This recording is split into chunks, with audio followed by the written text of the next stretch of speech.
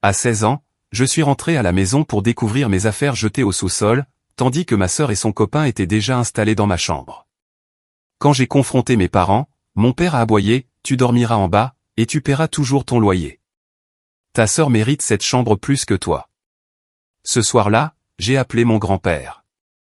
Donc, j'ai 16 ans, et je viens tout juste de rentrer de mon quart de travail après l'école à l'épicerie, pour retrouver toutes mes affaires bénées au sous-sol comme des ordures. Pas déplacées avec soin, pas emballées avec la moindre considération, mais carrément jetées en bas, dans des cartons au hasard et des sacs poubelles, comme si on m'expulsait d'une fumerie de crack. Ma sœur, Ashley, et son bon à rien de petit ami étaient déjà installés dans ma chambre.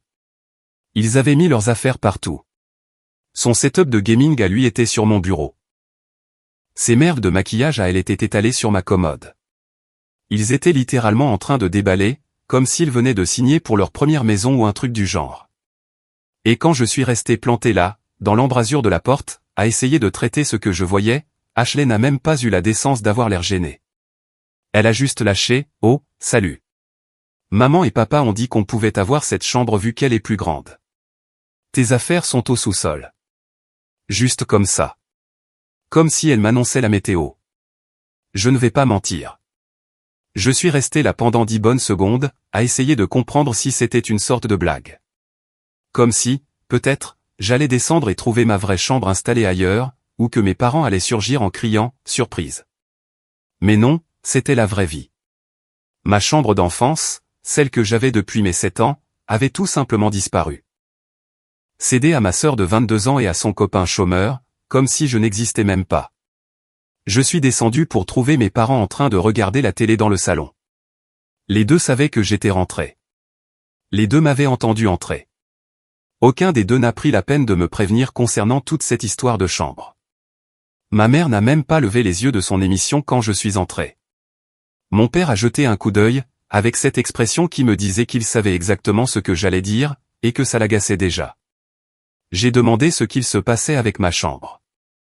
J'ai essayé de garder une voix calme et raisonnable. J'ai demandé pourquoi toutes mes affaires étaient au sous-sol, et pourquoi Ashley et son copain emménageaient dans mon espace. Mon père n'a même pas coupé le son de la télé. Il a juste tourné légèrement la tête et a dit, « Ta sœur a besoin de cette chambre. Elle et Jordan économisent pour leur propre logement, et ils ont besoin de plus d'espace que la chambre d'amis. Tu dormiras au sous-sol pour l'instant. » Pour l'instant. Comme si c'était temporaire, comme s'il me faisait une sorte de faveur en me laissant rester dans ma propre maison. J'ai fait remarquer que le sous-sol n'était même pas fini. Il y avait des sols en béton, des tuyaux apparents, et il y faisait un froid de canard en hiver. La seule chambre était cette zone minuscule derrière la chaudière, qui était essentiellement un placard de rangement avec une petite fenêtre. La réponse de mon père, « Alors tu ferais mieux de t'habiller chaudement, et tu paieras toujours le loyer. 300$ par mois, comme avant. » Laissez-moi revenir en arrière et expliquer cette partie, parce que c'est important. Je payais 300$ par mois à mes parents depuis mes 16 ans, depuis que j'avais décroché mon boulot à l'épicerie Fletcher. Ils m'avaient dit que c'était pour m'apprendre la responsabilité et me préparer au monde réel. Peu importe que ma sœur ait vécu à la maison sans payer de loyer jusqu'à ses 21 ans, et qu'elle n'ait déménagé que parce qu'elle avait pris son propre appartement avec son ex. Quand cette relation s'est écrasée et a brûlé il y a 6 mois, elle est revenue à la maison toujours sans payer de loyer. Je travaillais 25 heures par semaine tout en maintenant une moyenne de 3,9, parce que mes parents disaient que si mes notes tombaient sous 3,5, je perdrais mon téléphone et Internet. Ashley avait à peine obtenu son diplôme de fin d'études secondaires avec une moyenne de 2,1, et personne n'avait rien dit.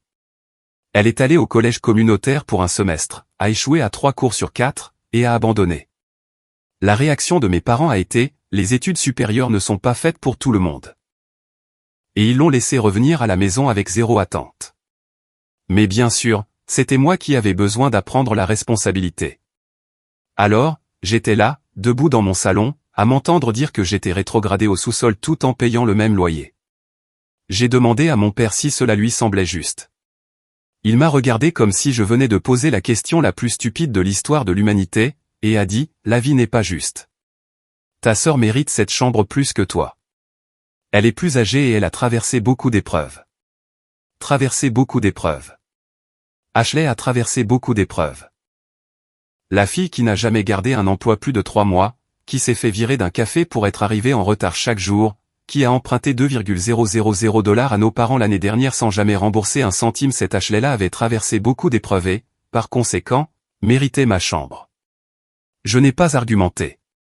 Je n'ai pas crié. Je n'ai même pas élevé la voix. J'ai juste dit, d'accord, et je suis descendu au sous-sol pour voir avec quoi je devais composer. Ma mère m'a crié quelque chose à propos d'apprécier ce que j'avais, mais j'étais déjà en bas des escaliers. Le sous-sol était pire que dans mes souvenirs. Ils avaient béné mes affaires au milieu de la pièce, sans ordre particulier. Mes vêtements étaient mélangés avec mes livres. Mon matériel de jeux vidéo était emmêlé avec ma literie. Et mon lit, le cadre, était juste appuyé contre le mur, en pièces détachées. Pas de matelas. Il s'avère qu'ils avaient laissé mon matelas dans mon ancienne chambre pour Ashley et Jordan. J'étais apparemment censé dormir sur l'antique futon qui traînait là depuis 2015. Celui avec des ressorts qui traversaient les coussins, et des tâches mystérieuses dont personne ne voulait discuter. J'ai passé cette soirée à organiser mes affaires en silence. J'ai mis mes vêtements dans la vieille commode qui sentait le moisi. J'ai installé mon bureau dans le coin, près de la seule prise qui fonctionnait vraiment. J'ai essayé de rendre ce futon semi-confortable avec chaque couverture que je possédais. Pendant tout ce temps, je pouvais entendre Ashley et Jordan à l'étage, en train de rire et de mettre de la musique dans ma chambre, dans ma vraie chambre, là où j'avais fait mes devoirs pendant 9 ans, là où j'avais appris à jouer de la guitare, là où j'étais resté éveillé tard à lire des livres avec une lampe de poche sous les draps alors que j'étais censé dormir. Cette nuit-là, j'ai à peine dormi. La température au sous-sol est descendue à environ 12 degrés Celsius, et le futon donnait l'impression de dormir sur un tas de rêves brisés. Je pouvais entendre la chaudière se déclencher toutes les 20 minutes, et le bruit d'Ashley et Jordan marchant au-dessus de moi. Vers 2 heures du matin, je les ai entendus s'envoyer en l'air, et j'ai littéralement dû mettre mes écouteurs et mettre la musique à fond pour couvrir le bruit. Quand je me suis réveillé à 6 heures pour l'école le lendemain matin, j'étais courbaturé, frigorifié et énervé. Je suis monté prendre une douche et j'ai trouvé Jordan dans la salle de bain. Il y était depuis 30 minutes, à se coiffer ou je ne sais quoi. Quand il est enfin sorti, j'avais exactement 8 minutes pour me doucher et me préparer avant de devoir attraper mon bus. J'y suis arrivé, mais j'étais encore humide quand j'ai quitté la maison. C'est devenu ma nouvelle routine. Se réveiller gelé au sous-sol, courir à l'étage pour se battre pour l'accès à la salle de bain, essayer d'attraper un petit déjeuner pendant que ma mère cuisinait pour Ashley et Jordan, prendre le bus pour l'école, aller à mon travail après l'école, rentrer au sous-sol, et recommencer. Pendant ce temps, Ashley et Jordan vivaient comme de jeunes mariés dans ma chambre d'enfance, mangeant la nourriture que j'aidais à payer avec mon loyer, utilisant les services publics auxquels je contribuais, et ne contribuant absolument rien au ménage. 2 semaines après le début de cet arrangement, mon père a ajouté une nouvelle règle. Je n'avais plus le droit d'utiliser la salle de bain du rez-de-chaussée, sauf pour des passages rapides. Je devais utiliser la salle de bain du sous-sol pour les douches parce que, Ashley et Jordan ont besoin de leur intimité le matin. La salle de bain du sous-sol était cette grotte cauchemardesque, avec des tuyaux apparents et une douche qui n'avait que de l'eau froide à moins de la faire couler pendant 15 minutes d'abord. Le lavabo était taché de jaune par des décennies d'eau calcaire. Les toilettes coulaient constamment. Le miroir était fendu au milieu. Il y avait de la moisissure noire qui poussait dans les coins, que personne n'avait pris la peine de nettoyer depuis probablement 5 ans. Je ne me suis pas plaint, je n'ai pas argumenté, j'ai juste dit « d'accord » et je me suis adapté. J'ai commencé à prendre ma douche le soir à la place. J'ai réglé mon réveil plus tôt pour pouvoir faire chauffer l'eau avant l'école.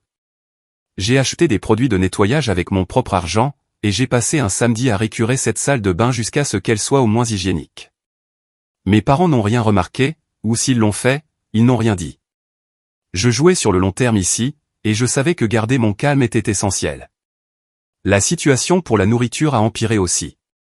Ma mère cuisinait ses gros dîners de famille pour Ashley et Jordan. De vrais repas. Rôti de bœuf, lasagne, poulet au parmesan, la totale. Elle les appelait pour dîner, et ils mangeaient tous ensemble dans la salle à manger pendant que j'étais encore au travail. Le temps que je rentre vers 21 heures, il ne restait plus rien, à part peut-être un peu de riz ou un morceau de poulet desséché. L'excuse de ma mère était qu'elle ne savait pas à quelle heure je rentrerais, alors elle ne pouvait pas me garder une assiette. Peu importe que je travaillais avec les mêmes horaires chaque semaine, et qu'elle aurait pu facilement mettre de la nourriture de côté pour moi. J'ai commencé à manger avant mon quart de travail. J'achetais des sandwichs au rayon traiteur de l'épicerie en utilisant ma réduction d'employés. Je gardais des barres de céréales et des nouilles instantanées dans ma chambre au sous-sol. J'ai perdu environ 5 kilos ce premier mois, juste parce que je n'avais pas accès à des repas réguliers.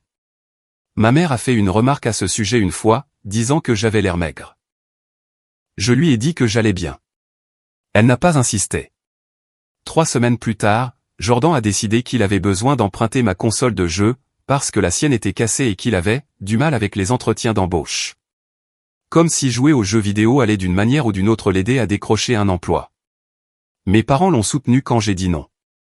Ils ont dit que je devais avoir l'esprit d'équipe et aider la famille. Mon père m'a carrément sorti tout un discours sur le fait que Jordan traversait une période difficile, qu'il avait besoin de soutien et que je devrais être plus compréhensif. J'ai fait remarquer que j'avais acheté cette Xbox avec mon propre argent, gagné grâce à mon vrai travail. Le travail que je faisais 25 heures par semaine tout en maintenant des notes d'excellence. Jordan n'avait jamais gardé un emploi plus de 2 mois et passait la plupart de ses journées à dormir jusqu'à midi. La réponse de mon père a été « ce n'est pas la question. La famille est de la famille ». J'ai regardé Jordan monter ma Xbox à l'étage et l'installer dans mon ancienne chambre. Il ne l'a jamais rapportée. Il ne m'a même jamais remercié pour ça. Il a juste agi comme si elle avait toujours été à lui. Quand j'ai posé la question un mois plus tard, il a dit qu'il ne la trouvait plus. Il l'a probablement vendue pour du liquide, mais je ne pouvais rien prouver. Le point de rupture avec la situation de la salle de bain est arrivé environ un mois plus tard. Je m'étais levé tôt pour prendre une douche avant l'école. J'avais commencé à faire couler l'eau pour la chauffer, et j'attendais dans ma chambre quand Jordan est descendu et s'est enfermé dans la salle de bain du sous-sol. Il y est resté 45 minutes, à prendre une douche, se coiffer, peu importe. J'ai frappé à la porte 2 fois pour demander combien de temps il en avait encore. Il m'a ignoré. J'ai fini par devoir sauter ma douche complètement et aller à l'école en me sentant crasseux et dégoûtant. Quand je suis rentré ce soir-là et que je l'ai mentionné à mes parents, mon père a dit que j'aurais dû utiliser la salle de bain de l'étage. Je lui ai rappelé que je n'avais plus le droit d'utiliser la salle de bain de l'étage parce qu'Ashley et Jordan avaient besoin d'intimité. Il a dit que j'aurais dû me lever plus tôt alors. J'étais debout depuis 5h30. Combien de temps plus tôt étais-je censé me réveiller? C'est là que j'ai passé l'appel. Voyez-vous, mon grand-père du côté maternel est un homme calme, qui ne dit pas grand-chose mais qui voit tout. Il observait la dynamique de cette famille depuis des années. Et je savais qu'il n'était pas fan de la façon dont mes parents fonctionnaient. Il m'avait pris à part à Noël l'année dernière et m'avait dit que si jamais j'avais besoin de quoi que ce soit, vraiment besoin de quoi que ce soit, je devais l'appeler. À l'époque, j'avais pensé que c'était juste un truc que les adultes disent, une de ces offres vides que les gens font par politesse. Mais assis là, dans ma chambre glaciale au sous-sol, portant 2 sweats à capuche et un pantalon thermique à 22h un soir de semaine, j'ai réalisé qu'il était sérieux. Il a décroché à la 2e sonnerie.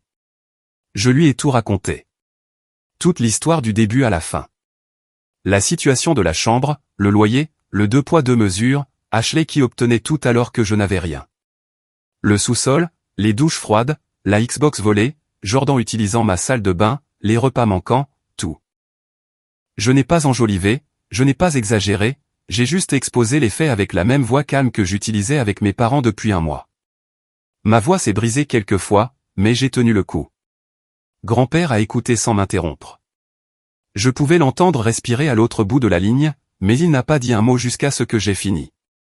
Quand j'ai eu terminé, il y a eu une longue pause, peut-être 15 secondes de silence. Puis il a dit, fais tes valises pour l'essentiel. Je viens te chercher samedi matin à 8h. Ne dis rien à tes parents. J'ai demandé s'il était sûr. Je lui ai dit que je ne voulais pas causer de problème entre lui et ma mère. Il a dit que le seul problème, c'était que sa fille avait oublié comment être un parent, et qu'il n'allait pas regarder son petit-fils souffrir à cause de ça. Ensuite, il m'a dit de dormir un peu et qu'il me verrait samedi. J'ai à peine dormi cette nuit-là. J'ai passé la majeure partie de la nuit allongée sur cet horrible futon, à penser à ce que j'allais faire. Une partie de moi se sentait coupable, comme si j'abandonnais ma famille ou que je faisais mon cinéma. Mais la plus grande partie de moi ressentait cet étrange sentiment de soulagement, comme si j'avais retenu ma respiration sous l'eau pendant un mois, et que quelqu'un venait de me lancer une bouée de sauvetage. Les jours suivants ont été surréalistes. J'ai fait mes trucs habituels à l'école et au travail comme si de rien n'était. Je suis rentré au sous-sol comme d'habitude. J'ai agi comme si tout allait bien. Mes parents n'ont rien remarqué de différent. Pourquoi l'auraient-ils fait? Ils me remarquaient à peine de toute façon. Ashley et Jordan étaient trop absorbés par leur petit monde pour faire attention. J'étais juste le gamin du sous-sol qui payait le loyer et ne dérangeait pas. Vendredi soir, j'ai commencé à faire mes valises. Je l'ai fait tranquillement une fois que tout le monde dormait. Je n'ai pris que ce qui comptait, vêtements, affaires de toilette, mon ordinateur portable, mon chargeur de téléphone, les affaires d'école importantes. J'ai laissé derrière moi tout ce que je ne pouvais pas porter dans un seul sac à dos. La Xbox était déjà partie de toute façon. Ma guitare avait une corde cassée et je n'avais pas le temps de la réparer. La plupart de mes livres pouvaient rester. J'en achèterais de nouveaux si j'en avais besoin. Le plus dur a été de récupérer mes documents. J'ai attendu jusqu'à 2 heures du matin, quand je savais que tout le monde dormait. Je me suis glissé à l'étage jusqu'au bureau de mes parents, là où ils gardaient le classeur. J'ai trouvé mon dossier, acte de naissance, carte de sécurité sociale, passeport, carnet de vaccination, tout. J'ai pris tout ce qui prouvait que j'existais en tant qu'être humain légal. Mes parents finiraient probablement par le remarquer, mais d'ici là, il serait trop tard. Samedi matin, j'attendais dehors à 7h55, avec un sac à dos plein de vêtements et mes documents importants. Il faisait froid. Début novembre dans le Midwest, la température devait être autour de 5 degrés Celsius. Je pouvais voir mon souffle dans l'air. Je me suis assis sur les marches du perron et j'ai attendu. Une partie de moi n'arrivait toujours pas à croire que ça arrivait vraiment. Grand-père s'est garé dans son vieux camion à 8 heures pile. Le même camion qu'il conduisait depuis avant ma naissance. Un Ford F-150 bleu foncé, avec des taches de rouille sur les passages de roues et une bosse sur le pare-chocs arrière, datant de la fois où il avait reculé dans un poteau chez Home Depot il y a 3 ans. Je n'avais jamais été aussi heureux de voir un véhicule de ma vie. J'ai jeté mon sac à l'arrière et je suis monté. Il n'a pas demandé si j'étais sûr, n'a pas remis en question ma décision, ne m'a pas fait de discours sur la famille, ni essayé de me convaincre de donner une autre chance à mes parents. Il m'a juste regardé, a hoché la tête une fois, et a dit « ceinture ». Puis il a passé la vitesse et a démarré. Nous n'avons pas beaucoup parlé pendant le trajet. Grand-père n'était pas vraiment un bavard de toute façon. Il avait mis la radio tout bas. Une vieille station de country. Le chauffage était à fond. J'ai réalisé au bout de 10 minutes que j'avais vraiment chaud pour la première fois depuis un mois. Vraiment chaud, pas, porter 3 couches et frissonner encore, chaud, mais juste confortablement, normalement chaud. J'ai failli pleurer. Nous nous sommes arrêtés à la maison qu'il partageait avec ma grand-mère, à environ 40 minutes de là. C'était une jolie maison de plein pied dans un quartier calme. Il vivait là depuis que ma mère était enfant. J'y étais allé 1 million de fois pour les vacances et les anniversaires, mais je ne l'avais jamais vraiment regardé comme un foyer potentiel. C'était juste la maison de papy et mamie. Mais en entrant dans cette allée ce matin-là, en voyant les feuilles éparpillées sur la pelouse et la lumière du porche encore allumée même s'il faisait jour, ça semblait différent. Ça ressemblait à un refuge. Grand-mère m'a accueilli à la porte avant même qu'on sorte du camion. Elle devait nous guetter. Elle avait ce sourire triste sur le visage, et m'a serré dans une étreinte qui a duré plus longtemps que d'habitude. Elle n'a rien dit, elle m'a juste tenu. Puis elle a reculé, a posé ses mains sur mes épaules, m'a regardé droit dans les yeux et a dit « Tu es chez toi maintenant. Viens, j'ai fait le petit déjeuner. La chambre d'amis est prête. » Comme si elle s'y préparait. Le lit fait avec des draps frais, des serviettes propres et fraîches pliées sur la commode.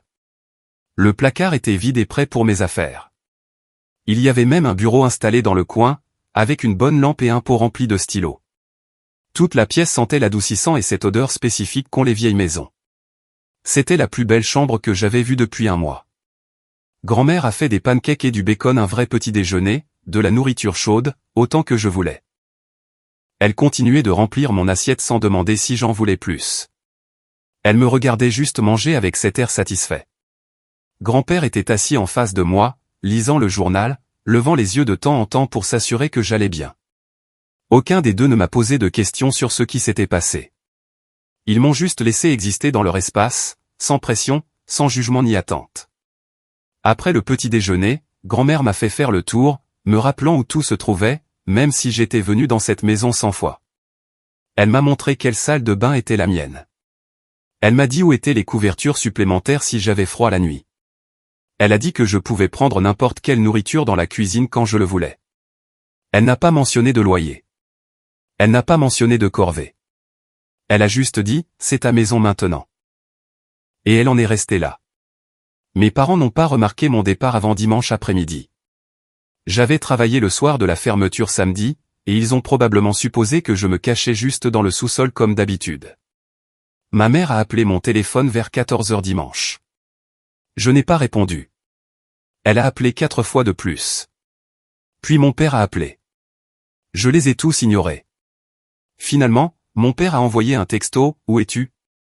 Rentre à la maison maintenant. » J'ai répondu par texto, « Je suis chez grand-père. Je ne vis plus avec vous. » Mon téléphone a immédiatement commencé à exploser. Appels, textos, messages vocaux. Ma mère pleurait en disant à quel point j'étais irrespectueux. Mon père disait que je faisais une énorme erreur. Ashley m'a traité de dramatique et d'égoïste. Je les ai tous bloqués. Lundi matin, grand-père m'a conduit à l'école. Il avait déjà géré les papiers d'inscription en utilisant son adresse. Il m'a dit que je pouvais rester aussi longtemps que j'en avais besoin. Pas de loyer, pas de règles, sauf garder mes notes à niveau et être respectueux. Sa seule exigence était que je continue à travailler et que j'économise mon argent. Ce soir-là, mes parents ont débarqué. J'ai regardé depuis l'étage mon père sortir de la voiture et marcher vers la porte d'entrée. Grand-père a ouvert avant qu'il ne puisse frapper. La conversation a duré peut-être 5 minutes. Puis grand-père a reculé et a claqué la porte au nez de mon père. Mes parents sont restés assis dans leur voiture pendant encore 10 minutes avant de partir. Plus tard, grand-père m'a dit que mon père avait menacé d'appeler la police. La réponse de grand-père a été « Vas-y. Il a 16 ans, ses propres revenus et ses papiers. Tu lui faisais payer un loyer pour le loger dans un sous-sol non fini et sans chauffage. Voyons comment cette conversation va se passer. » Mon père n'a pas appelé la police. Les semaines suivantes ont été bizarres. Je m'attendais toujours à ce que mes parents débarquent ou que toute cette histoire explose d'une manière ou d'une autre, mais non. Grand-père avait déjoué leur bluff, et il n'avait plus de cartes à jouer. Il ne pouvait pas me déclarer disparu parce que je ne l'étais pas. Ils ne pouvaient pas me forcer à rentrer parce que je subvenais à mes besoins. Ils s'étaient mis eux-mêmes au pied du mur en me traitant comme un locataire adulte au lieu d'un enfant mineur. Grand-mère m'a dit plus tard qu'elle avait eu une conversation avec ma mère. Ma mère a essayé le coup du « c'est mon fils et sa place est à la maison ». Grand-mère a coupé court en disant « tu l'as déménagé dans un sous-sol glacial et tu as donné sa chambre à sa sœur adulte et à son copain chômeur. Tu lui as fait payer un loyer tout en la logeant gratuitement. Tu l'as traité comme un locataire, alors il a trouvé un meilleur propriétaire. L'école s'est améliorée presque immédiatement. Je n'étais plus épuisé tout le temps. Je pouvais me doucher en paix. J'avais du chauffage. Mes notes se sont vraiment améliorées, et j'ai fini au tableau d'honneur ce semestre-là. Ma situation professionnelle s'est améliorée aussi. Je travaillais à l'épicerie Fletcher depuis presque 1 an. J'étais bon dans ce que je faisais. J'arrivais à l'heure, je faisais mon travail, je ne me plaignais pas. Ma gérante m'aimait bien, et quand je lui ai dit que j'avais emménagé chez mes grands-parents et que j'avais besoin de plus d'heures, elle m'a passé à 30 heures par semaine. Je gagnais pas mal d'argent pour un gamin de 16 ans, et j'en économisais la quasi-totalité. Environ 6 semaines après mon déménagement, mon père m'a envoyé un texto. Juste un message, ta mère veut parler. Dîner de famille à la maison dimanche à 18 h. Je n'ai pas répondu. Il a renvoyé un texto le lendemain, tu viens dîner ou pas? J'ai répondu, non. Nous devons discuter de cette situation entre adultes. Il n'y a rien à discuter. Je ne vis plus là-bas. Tu es toujours mon fils, et tu vas me montrer du respect. Je n'ai pas répondu à celui-là. Ma mère a essayé une approche différente. Elle a appelé ma grand-mère pour lui demander de me faire entendre raison. Ma grand-mère lui a dit que je faisais preuve d'un parfait bon sens en me retirant d'une situation toxique.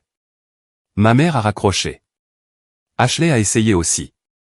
Elle m'a envoyé ce long texto disant que je déchirais la famille et que j'étais immature. Elle a dit que Jordan était retourné vivre chez ses parents et qu'elle avait besoin d'aide pour le loyer maintenant. Apparemment, mes parents avaient commencé à lui faire payer après mon départ. Le karma est drôle comme ça. Elle a carrément eu l'audace de me demander si je pouvais lui prêter de l'argent pour son premier mois. Je l'ai laissé en lu. Vers le 3e mois, mon père s'est pointé à l'épicerie Fletcher pendant que je travaillais.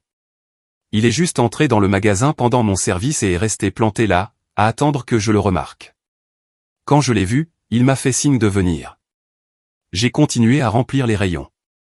Il s'est approché de moi. On doit parler, a-t-il dit. Je travaille, ai-je dit. C'est important. Mon travail aussi. Il a commencé à avoir ce visage tout rouge, encore. Le même regard qu'il avait eu à la porte de grand-père, mais il était en public maintenant, et il savait qu'il valait mieux ne pas faire de scandale. Il a baissé la voix et a dit, « Ta mère est bouleversée. Ashley est en difficulté. On a besoin que tu rentres à la maison pour qu'on règle ça en famille. » J'ai arrêté de remplir les rayons et je l'ai regardé. Vraiment regardé. C'était le gars qui m'avait dit que la vie n'était pas juste quand il m'avait viré au sous-sol. Qui avait dit que ma sœur méritait ma chambre plus que moi? Qui avait exigé l'argent du loyer pendant que je me gelais les fesses chaque nuit et que je me battais pour avoir accès à la salle de bain chaque matin? Et maintenant, il voulait que je rentre à la maison et qu'on arrange les choses parce que ça ne se passait pas selon son plan. Non, ai-je dit. Pardon? Non, je ne rentre pas. Je n'arrange rien du tout. Je suis très bien là où je suis. Tu as 16 ans. Tu n'as pas le droit de prendre cette décision. Tu as fait de moi un locataire quand tu as commencé à exiger un loyer. Les locataires peuvent déménager quand ils trouvent un meilleur logement. J'ai trouvé un meilleur logement. Ce n'est pas comme ça que fonctionne la famille. Ouais, eh bien, c'est toi qui m'as appris ce qu'était la famille, papa. Tu m'as appris que la famille est transactionnelle, que c'est une question de qui mérite quoi et qui apporte le plus de valeur. J'ai pris ces leçons à cœur, et j'ai trouvé une meilleure offre. Son visage est passé du rouge au violet. J'ai cru qu'il allait péter un plomb juste là, dans la laissette, mais il ne l'a pas fait. Il est resté là à respirer fort pendant quelques secondes, puis il s'est retourné et est sorti. Ma gérante est venue me voir après son départ et m'a demandé si ça allait. Je lui ai dit que j'allais bien. Elle a dit que s'il revenait et m'embêtait encore, je devais lui dire et elle appellerait les flics. C'était la dernière fois que mon père a essayé de me parler en personne. Les textos ont continué, pourtant.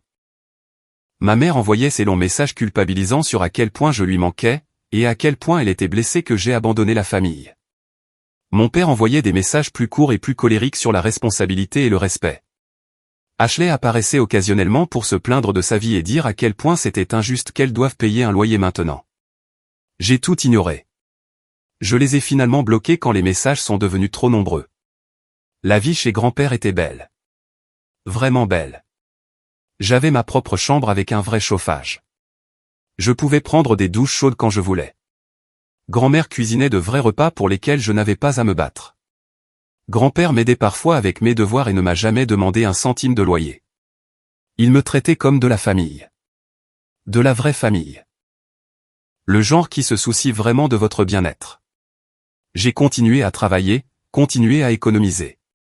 Au moment de mes 17 ans, j'avais presque 8,000 $ en banque. Ma gérante m'a promu chef d'équipe, ce qui s'est accompagné d'une augmentation. J'ai commencé à suivre des cours en ligne de gestion d'entreprise. Je me suis dit que je prendrais de l'avance pour les crédits universitaires. En dernière année, j'ai postulé à des universités. J'ai été accepté dans 3 bonnes écoles avec des bourses partielles. J'avais économisé assez pour couvrir ce que les bourses ne payaient pas. Grand-père a proposé d'aider pour le reste, mais je lui ai dit qu'il en avait déjà fait assez. Il a insisté. On a coupé la poire en 2. Il aiderait pour les frais de dortoir si je promettais de venir pendant les vacances. Mes parents ont découvert pour l'université via Facebook. Ashley avait apparemment espionné mon profil. Ma mère m'a envoyé un texto, « Félicitations pour ton admission à l'université. On aimerait en parler et t'aider à planifier. » Trop peu, trop tard, maman. J'ai obtenu mon diplôme de fin d'études secondaires avec mention. Grand-père et grand-mère sont venus à la cérémonie. Ils m'ont emmené dîner après, et grand-père m'a donné une carte avec 1,000 $ dedans. Il a dit qu'il était fier de moi. C'était la première fois que je pleurais depuis probablement 2 ans. Mes parents ne sont pas venus à la remise des diplômes. Ashley m'a envoyé un texto la veille pour demander si elle pouvait venir. Je lui ai dit qu'il n'y avait pas assez de billets. Il y en avait. Je ne voulais juste pas qu'elle soit là. L'été avant l'université, j'ai travaillé à temps plein chez Fletcher. J'ai économisé chaque centime. J'ai acheté tout ce dont j'avais besoin pour mon dortoir. J'ai aidé grand-père à réparer la terrasse arrière en guise de remerciement pour tout. C'était probablement les 3 meilleurs mois de ma vie jusqu'à ce moment-là. Juste travailler, traîner avec mes grands-parents, me préparer pour le prochain chapitre. Le jour du déménagement est arrivé en août. Grand-père et grand-mère m'ont conduit au campus dans le camion de grand-père, m'ont aidé à monter mes affaires sur 3 étages jusqu'à ma chambre de dortoir. Grand-mère s'est affairée autour de la façon dont j'avais arrangé mon bureau. Grand-père m'a aidé à installer mon mini-frigo. Quand il a été temps pour eux de partir, grand-mère m'a serré dans ses bras pendant une bonne minute. Grand-père m'a serré la main, puis m'a tiré vers lui pour une brève étreinte et m'a dit de le rendre fier. Ce premier semestre a été rude sur le plan académique, mais j'y suis arrivé. Les cours étaient plus durs qu'au lycée. J'ai galéré avec le calcul au début. J'ai passé des heures au centre de tutorat. Mes habitudes d'études du lycée ont aidé, mais j'ai dû les adapter. J'ai rejoint le club de commerce et la société de comptabilité. Je me suis fait des amis. Mon colocataire, Jake, étudiait l'informatique. On s'entendait bien. Parfois, on parlait de la vie autour d'une pizza à minuit. Je lui ai raconté mon histoire. Il a dit que ça ressemblait à un film. Les notes du premier semestre sont tombées en décembre. J'ai obtenu une moyenne de 3,2. Pas incroyable, mais solide compte tenu du fait que je m'adaptais à la vie universitaire tout en travaillant à temps partiel et en étant complètement indépendant. Grand-père a dit qu'il était fier de moi. Pendant les vacances d'hiver, je suis retourné chez grand-père. Ma mère m'avait envoyé un texto pour demander si je rentrais à la maison pour Noël. Je lui ai dit que j'avais déjà des projets. Noël chez grand-père était parfait. Petit, calme, vraiment agréable. Grand-mère a fait son fameux jambon. Grand-père et moi avons regardé le football. Ils m'ont offert des cadeaux pratiques dont j'avais vraiment besoin, un bon manteau d'hiver, de nouvelles bottes de travail, une carte cadeau pour la librairie de l'université. Je leur ai donné une photo encadrée de ma remise de diplôme. Grand-mère a pleuré et l'a mise sur la cheminée tout de suite. Ashley m'a envoyé un texto la veille de Noël disant « Maman a été vraiment blessée et j'ai été égoïste ». J'ai bloqué son numéro et je suis retourné regarder le football. Au semestre de printemps, je me suis davantage impliqué sur le campus. Je me suis fait des amis avec des gars du programme de commerce. Mes notes se sont améliorées, remontant ma moyenne à 3,5 à la fin du semestre. J'ai été inscrit sur la liste du doyen pour la première fois. En deuxième année, j'ai pris un appartement hors campus avec Jake et 2 autres gars. Ma part était de $350 par mois. Cet automne-là, j'ai rencontré Jenna dans mon cours de droit des affaires. Elle posait vraiment des questions pendant le cours magistral. De bonnes questions. On a fini par être partenaires sur un projet de groupe. On a passé 3 semaines à la bibliothèque à bosser dessus. J'ai appris qu'elle se spécialisait en finance. Elle était intelligente, motivée, avait des objectifs clairs. Le courant est passé. Après avoir fini le projet, on a continué à se voir, on a commencé à prendre des cafés, à étudier ensemble. Elle m'a parlé de sa famille. Ses parents étaient mariés depuis 30 ans et soutenaient leurs 2 enfants de manière égale. Ça ressemblait à un autre univers par rapport à mon expérience. Je lui ai parlé de ma situation un soir autour d'une pizza. Je m'attendais à ce qu'elle pense que je faisais mon cinéma. Elle n'a pas jugé. Elle a dit qu'il semblait que j'avais pris la bonne décision et que mes parents avaient l'air toxiques. Elle a compris sans que j'aie à me justifier ou à m'expliquer. On a commencé à sortir ensemble officiellement en décembre. Elle a rencontré grand-père et grand-mère pendant les vacances d'hiver. Grand-mère l'a aimé tout de suite. Grand-père a dit, c'est quelqu'un de bien. Ne gâche pas tout. J'ai rencontré ses parents pendant les vacances de printemps. Ils étaient géniaux, normaux, fonctionnels. Ils m'ont posé des questions sur l'école et mon avenir, et ont vraiment écouté mes réponses. Son père et moi avons parlé de comptabilité pendant genre 1 heure. Sa mère m'a montré de vieux albums photos et a raconté des histoires embarrassantes sur Jenna quand elle était petite. C'était le genre de dîner de famille que j'avais imaginé chez les autres, mais que je n'avais jamais vraiment vécu moi-même. C'est là que ça m'a vraiment frappé, ce qui m'avait manqué, à quoi ressemblaient des dynamiques familiales normales. Les parents de Jenna n'avaient pas d'enfants préférés. Ils ne faisaient pas payer de loyer et ne faisaient pas de favoritisme. Ils soutenaient leurs 2 enfants également et voulaient qu'ils réussissent. Ce n'était pas transactionnel. C'était juste de l'amour. Aussi simple que ça. En dernière année, j'ai reçu une offre d'emploi du cabinet où j'avais fait mon stage. Bon salaire, avantages sociaux, possibilité d'avancement. J'ai accepté immédiatement. J'ai obtenu mon diplôme en mai avec mention et une moyenne de 3,7. Grand-père et grand-mère sont venus à la remise des diplômes. Jenna et ses parents aussi. On est tous allés dîner après, et grand-père a réglé l'addition. Mes parents ne sont pas venus à cette remise de diplôme non plus. Ma mère a envoyé une carte avec $50 dedans. J'ai donné l'argent à un refuge pour sans-abri et j'ai recyclé la carte. J'ai commencé mon travail en juin. J'ai trouvé un appartement décent près du bureau. Jenna et moi avons emménagé ensemble en août. La vie était belle. J'avais une carrière, une petite amie que j'aimais, mon propre chez moi, une stabilité financière. Mes parents ont tenté de me contacter occasionnellement au cours de l'année suivante. Ma mère envoyait des messages Facebook. Mon père envoyait des textos avec des tentatives maladroites de conversation. Ashley m'a envoyé une demande d'amis que j'ai ignorée. Je les ai tous gardés à distance. Puis grand-père est tombé malade. Ça a commencé petit oublier des choses, être confus. Grand-mère m'a appelé, inquiète. Les médecins ont dit que c'était une démence précoce. J'ai commencé à leur rendre visite chaque week-end. J'aidais grand-mère avec tout ce dont elle avait besoin. J'emmenais grand-père à ses rendez-vous. Il oubliait mon nom parfois, mais il se souvenait toujours que j'étais important pour lui. Ma mère l'a appris via les réseaux sociaux. Elle a appelé pour la première fois depuis plus d'1 an. Elle voulait savoir pourquoi personne ne lui avait dit. J'ai dit que peut-être, si elle avait été plus impliquée, elle l'aurait su plus tôt. Elle a raccroché. Elle s'est pointée à l'hôpital quand grand-père a été admis. Elle a amené mon père et Ashley. Grand-mère a été polie mais froide. Je ne leur ai rien dit. Ma mère a essayé de me parler dans le couloir, disant qu'on devait mettre nos différends de côté pour le bien de grand-père. Je lui ai dit que je n'avais aucun différend avec grand-père. Il avait été là pour moi quand il m'avait jeté dans un sous-sol et fait payer un loyer. Mes différends étaient avec elle. Elle a pleuré. Je suis parti. Grand-père est décédé 3 semaines plus tard. Grand-mère était avec lui. Moi aussi. C'était calme, triste, et exactement comme ça devait être. Les funérailles étaient modestes. Mes parents sont venus. Ils se sont assis au fond. Je me suis assis devant avec grand-mère et Jenna. Pendant le service, j'ai parlé de la façon dont il m'avait sauvé quand j'avais 16 ans. Comment il m'avait donné un foyer quand j'en avais besoin. Comment il m'avait montré à quoi ressemblait une vraie famille. Comment il avait été plus un père pour moi en 4 ans que mon propre père ne l'avait été en 16 ans. Après les funérailles, ma mère a essayé de m'approcher. Je suis parti dans l'autre direction.